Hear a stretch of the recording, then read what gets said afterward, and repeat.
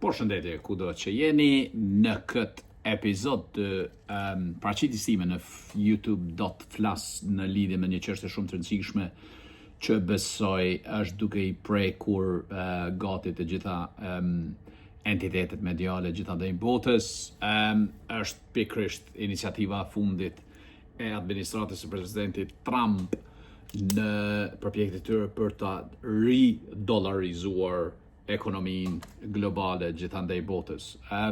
Si duket një farloj eksperimentimi monetar është duke ndodhur në prapaskenat e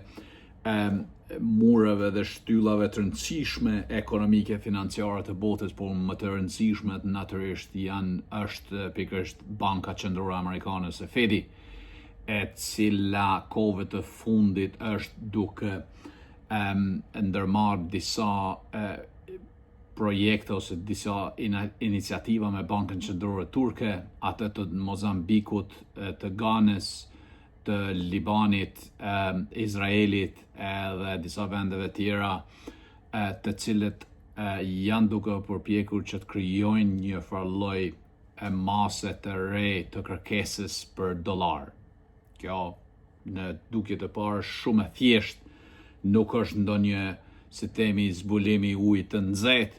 ose ndonjë zbulim të madh revolucionar, por është pikërisht vazhd si themi konsistente e procesit të ndaljes së dedollarizimit të ekonomisë globale. Pra, mos harrojmë, jo vetëm që nga ardhi presidenti Trump, por që nga viti 2008-2009, kur kemi pas krizën e madhe kreditore, vala dedollarizimit ka shkuar, domethënë, në lartësi, ka filluar të ngjitet, të kap majat bukur, friksuese edhe shqetësuese për vetë Amerikën edhe për vetë dollarin, sepse që nga ajo kohë, pra koha kur sistemi bankar kolapsoi, ai ishte, domethënë, nuk mund ta mohosh që strukturalisht vetë kam qenë edhe një pjesëtar e sistemit financiar në City of London. Në atë kohë dhe kam parë, si themi, dëshmitar okular, dëshmitar i gjallë jam i asaj periudhe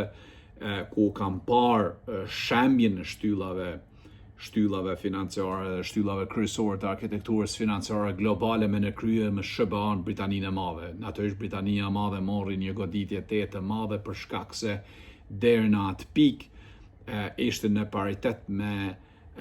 entitetet financiare angleze, ishte në paritet me entitetet financiare amerikane për shkak se patëm volum të madh të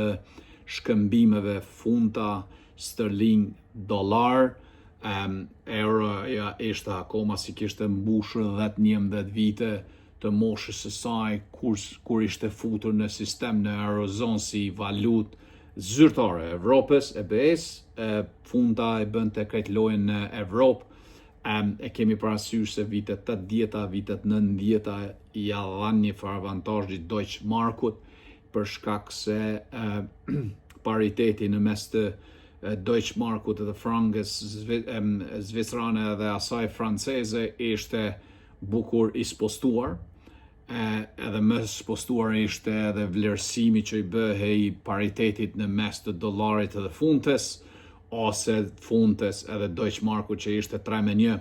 nga një herë shkonte 1.1 me 3.8, gati kapte 4 funtën për një Deutsche Mark. Kjo ishte një periudhë shumë e vështirë për funtën, por megjithatë Britania e Madhe arriti ta mbajë një farloj pozicioni të rëndësishëm në si themi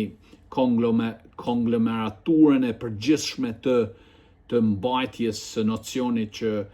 Britania e Madhe si një ish-perandori tashmë din ta mbaj funtën, ta mbaj valutën e saj dikur që ishte valutë rezerve botës, e para vitit 1945 din ta mbaj këtë valutë të superfuqishme edhe në kohë paqe, por kolapsi bankar i vitit 2007, 2008, 2009, keni vrejt që unë gjithë një referohem 2007, 2008, 2009, për shkak se nuk e marrë vetëm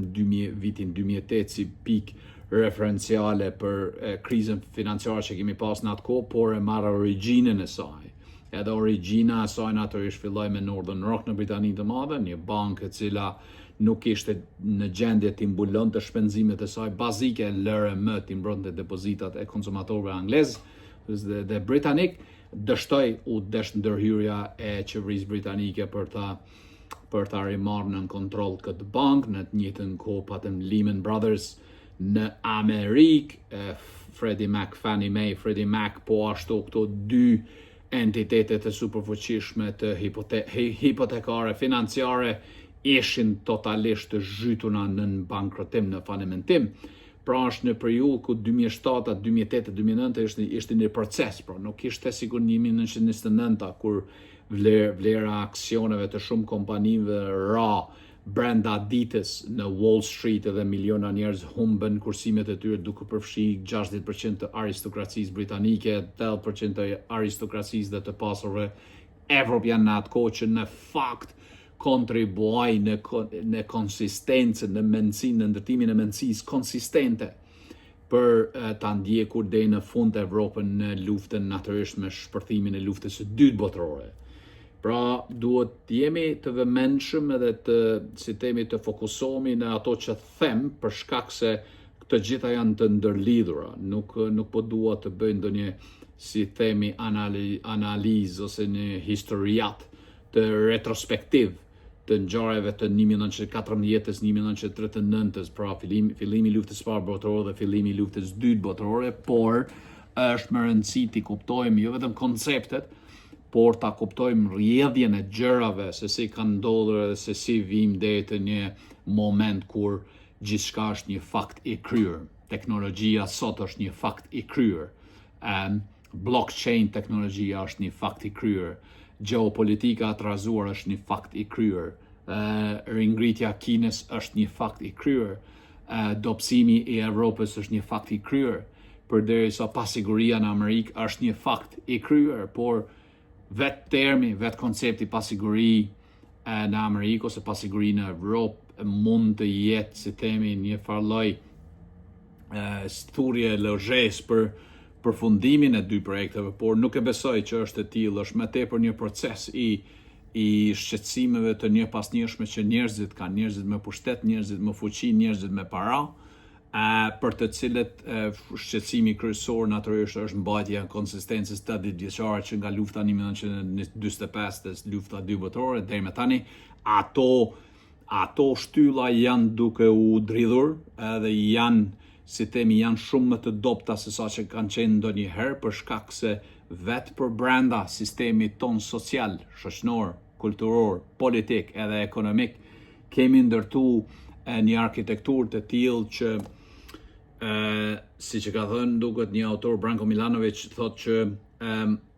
jemi në një pikë ku jemi shumë më të palumtur se sa që kemi qenë kur kemi qenë më të varfër, por jemi më të pasur edhe pabarazia gradualisht është duke u zhdukur. Që unë jam pak skeptik që pabarazia në fakt është duke u zhdukur, është duke u zgjeruar më shumë, po jo duke u zhdukur. Pra janë të gjitha këto komponente që, si që thash më herët, duhet të jemi të vëmendshëm e ta kuptojmë sepse na çojmë pikërisht te pika, sepse shumë njerëz japin si themi japin komente të ndryshme, thonë pse të merremi shumë me Amerikën, pse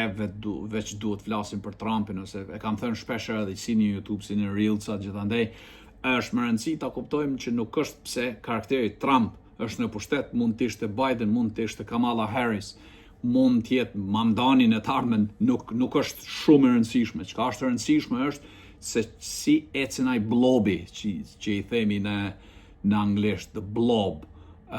pra e gjithë makineria pushtetit që mbart me vete një president e Shteteve të Bashkuara të Amerikës, ose një president ose presidente e Unionit Evropian, ose një kryeministër i Britanisë së Madhe, ose një sekretari përgjithshëm edhe i sekretari parë i Partisë Komuniste Kineze Xi Jinping. Nuk është pra vetëm individi, karakteri është nomenklatura, është aparati shtetor, është gjithë makineria politike, ekonomike, sociale, kulturore etj që e mbart e që krijon gjatë si themi rrjedhjes operimit të asaj rrote makinerisë lë gjurmë mbrapa. Pra të shkel po lën gjurmë mbrapa. Është shumë e rëndësishme ta kuptojmë këtë, jo vetëm si mas, si themi pompoziteti individual, por më tepër ta kuptojmë si njerëz, si operator të ndryshëm, mund të jesh ndërmars, mund të jesh student, mund të jesh analist, mund të jesh një njeri i cili veç e kqyr punën e vet edhe nuk merret me gjëra të tjera, por është me rëndësi të kuptohet sepse ripozicionimi është shumë i rëndësishëm, informacioni është shumë i rëndësishëm. Ridollarizim të ekonomisë globale, një hap që presidenti Trump e ka marrë tashme ka disa muaj që është duke diskutuar me një njeri eminent në fushën e dollarit edhe dollarizimit edhe politikave monetare, ai quhet Steve Hanke, është profesor i John Hopkins University në Amerikë, konsultimet në realitet kanë filluar prej kohës marsit të këtij viti, po shikohen mundësi dhe mënyra të ndryshme që dollari të sillet shumë më afër, të afrohet valutave tjera ose kufive të valutave tjera si për shembull euros. Pse është përzgjedhur Turqia të merret si partnere e diskutimeve të tilla? Natyrisht dëshira ime do të ishte që të ishte Kosova, të ishte edhe Shqipëria, por Kosova ka orientimin për ka Evropa dhe natyrisht është në tutelazhin totale të FMN-s, Bankës Botërore dhe Unionit Evropian, të njëjtën edhe nuk ka pavarësi monetare Kosova, për shkak se ne në Kosovë përdorim valutën euro si valutë zyrtare, nuk ka valutë tjetër edhe nuk do të ketë për kohën momentale, përderisa Shqipëria ka lekun e ka një farë lloj pavarësie të ndërtimit të politikave monetare, edhe unë çuditem edhe habitem pse Shqipëria nuk është pjesë e këtyre diskutimeve që po ndërmerren në mes Turqisë dhe SBA-ve, por edhe në mes Izraelit, Libanit, Mozambikut e shumë vendeve tjera, të cilat jo domosdoshmërisht janë në vështirësi ekonomike, por as nuk po i lajthitën presidentit Trump administratës së tij, por po shohin një mundësi të rikuperimit të stancës së tyre gjeopolitike në botë. Por në anën tjetër, duke e rritur atë stancën e tyre gjeopolitike, ata do t'i mundsojnë vetes qasjen në valutën më likuide në botë që është dollari. Pra, jam mbi 385 triliard dollar derivate, kontrata, instrumente të ndryshme që shkëmbejnë ditë për ditë, por që bazë fundamentale e kanë dollarin. Vetëm 2% e botës merret me renminbin ose me yenin kinez, e lërë mo me rublen ose me ndonjë valutë tjetër që BRICS-et, vendet e BRICS-it kanë ambici, kanë aspirata ta zhvillojnë, ta implementojnë edhe ta ekzekutojnë në ekonomitë të tyre. Pra, Hanke është i njohur për idetë e tij radikale, por në anën tjetër është edhe një akademik konvencional, i cili ka shkruar libra të shumt në fushën e politikave monetare dhe është duke ndihmuar presidentin Trump që ta gjejë disa shtigje në fakt në ridollarizimin e ekonomisë globale, por një ridollarizim strategjik. Çka do të thotë kjo? Ridollarizim strategjik në kuptimin që nëse Harry Truman, presidenti i parë pas luftës së dytë botërore i Shteteve të Bashkuara të Amerikës, u dakordua që natyrisht ishte trashëgimia e presidentit Roosevelt në 44-45 kur u organizua konferenca simpoziumi i Bretton Woodsit që e përcaktoi dollarin si valutë rezervë globale. Në atë kohë dollari e mori, si themi, doli pa krye nga kasafortat e Fedit, edhe nga thesari amerikan, duke e targetuar Evropën edhe Azin, sepse Evropa ishte totalisht e shkatruar, kishte nevojë, ishte etshme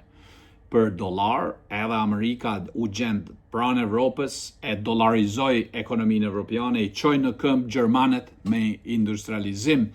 Në anën tjetër ndihmoi edhe italianët me krijimin e një tregu të bonove të thesare, që sot tregu italian është gati më të mëdha në botë. Në të njëjtën kohë e fuqizoi edhe Francën, natyrisht duke dhënë Britanisë së Madhe avantazhe të papara ndonjëherë në politikat bankare, komerciale, financiare, duke i dhënë Anglisë masë të madhe të likuiditetit në borxh. Përderisa Marshall Plani ishte më shumë donacion i SBA-ve. Pra, Marshall Plani edhe huadhënia ndaj Britanisë si edhe Commonwealthit i krijoi dollarit, se mos harrojmë, nëpërmjet Londrës, dollari e mori gjithë botën, sepse nëpërmjet Londrës, nëpërmjet qasjes që kishte dollari në bankat e Zambis, bankën e Angolis, bankën e Nigeris, bankën e Indis, bankën e Pakistanit, si edhe bankën e Kinës, mos harrojmë, që ishte pjesë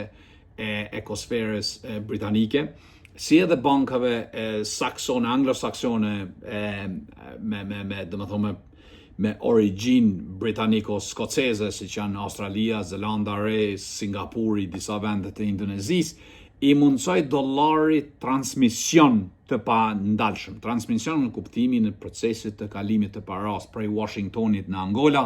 ose prej Washingtonit në Canberra bëhej nëpërmjet Londrës. Pra Londra si kusht për ta ringjallë veten pas luftës së dytë botërore, edhe për ta pranuar faktin që tashmë nuk ka perëndëri britanike, ja hapi dyert Washingtonit, edhe u përdor infrastruktura e gatshme që ishte ndërtuar për mbi 250 vite nga britanikët, infrastruktura bankare për të transmetuar para gjithandej botës. Natyrisht në Evropë u krijua plani Marshall, që ndihmoi rekuperimin edhe rigjallërimin e Evropës, përderisa Britania e Madhe u bë ajo, si themi, mbështetja kryesore e këtij transmisionit të dollarit në ekonomi që ishin në nevojë. Tashmë strategjia është tjetër. Domethënë, çka thot presidenti Trump ose Scott Bessent edhe hedge fund menaxherat që rrethojnë, ata thonë që ne duhet të jemi strategjik në mënyrën se si e dislokojmë tashmë dollarin. Hapi i parë ose guinea pig i parë, miu eksperimental i parë që Argentina dhe presidenti Milei i Argentinës. Pse se Scott Bessent muajin e kaluar tha na jemi në gjendje që ta ndihmojmë peson edhe rezervat e pesos me mbështetje të dollarit deri në 20 miliard. Në fakt, tendencat ishin që premtimi të shkonte deri në 40 miliard. Edhe unë besoj që premtimi është gati i palimit. Domethënë, administrata e presidentit Trump nuk ka limit, nuk përcakton kufizime në ndihmat që do t'i ofroj Argentinës. Kjo ja pshtoi fytyrën Milei, sepse ky fitoi zgjedhjet lokale të javës së kaluar që gati ishte për t'i humbur. Në anën tjetër, a do ta shpëtoj ekonominë argjentinase, do të shihet në muajt në vazhdim për shkak se ka shumë sfida, sepse peso e ka një apetit të pashtershëm të thithjes së dollarit. Merr dollar, i mban peso, e kthen borxhin që merr nga FMN-ja në dollar, përderisa sa herë që kthehet borxhi bonave të thesarit dhe bondholders, siç njihen, entiteteve të ndryshme financiare, investitorëve, asset menaxherëve, fondeve pensionale, aq ma e dobet bëhet pesoja për shkak se populli, konsumatori i Argjentinas nuk po përdor peson, valutën e tyre kombëtare, për shkëmbimet ditore. Edhe domethënë apetiti i madh i Argjentinës për të thithë më shumë dollar, që domethënë historikisht Argjentinaset më shumë kanë shpenzuar dhe kanë konsumuar dollar se sa peson argjentinase, e ka sjell Argjentinën në këtë pikë kur sot. Domethënë është pa, ne i thojmë Kosovë, hala nuk po kfilet ky vend. Ndoshta në këtë moment ka gjasa që do të kfilet ky vend, për shkak se nëse shteti më i fuqishëm në botë të ofron masa të pakufizuara të marrjes së dollarit, të transmisionimit të dollarit, atëherë veç budall totalisht me qenë, me fanin shpreje, ose me qenë tamam komplet idiot, ose me qenë totalisht i papërdorshëm hiç, i pa aft ose e pa aft, nuk mundesh me bëu diçka me atë ekonomi. Pra, jemi në një piku e gjithë gjeometria lëvizjes së dollarit është duke u bërë likuide. Likuide në kuptimin që nëse Turqia e shet nevojshme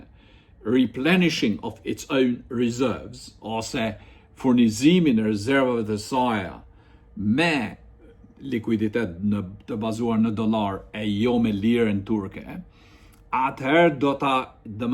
ta përsërisim të njëjtin shembull që e kemi në Argjentinë në Turqi.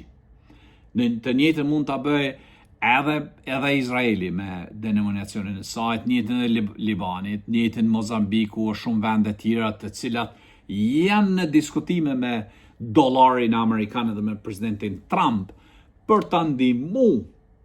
ridollarizimin e ekonomisë globale, duke filluar me caqe strategjike. Kjo është rrezik për euron, për shembull, është rrezik edhe për renminbin, sepse nëse kemi parasysh gjeografin, Turqia është një masë bukur e fuqishme edhe madhe, jo vetëm ushtarake, por edhe ekonomike në rajon, që i lidh dy kontinentet, Azi dhe Evropë.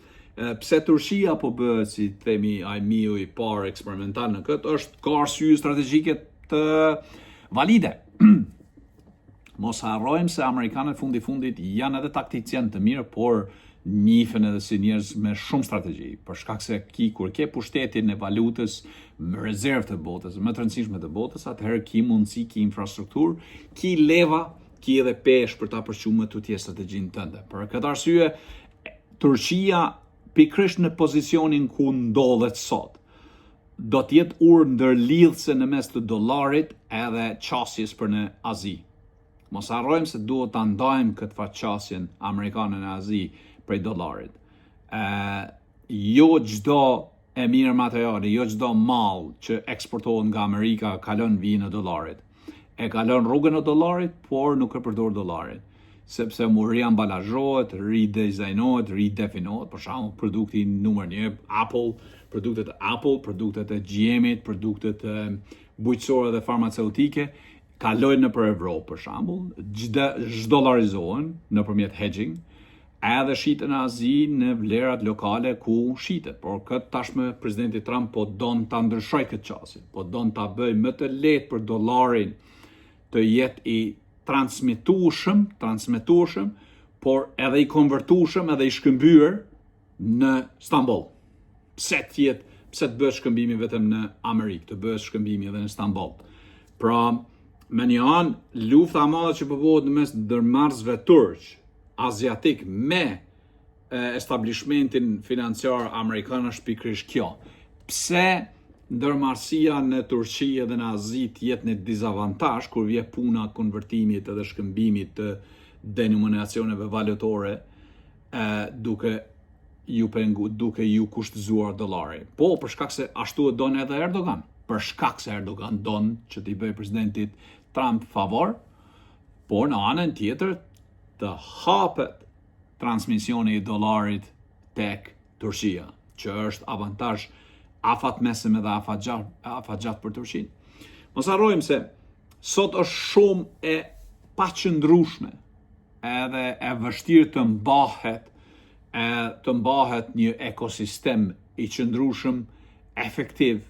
normal edhe i përqushëm i paras tonë nacionale. Leku shqiptar për shembull, sa shkon larg leku shqiptar. Dinari i Serbisë, i Maqedonisë Veriut ose vendeve tjera për rreth. Sa larg qojnë? Nuk qojnë shumë larg.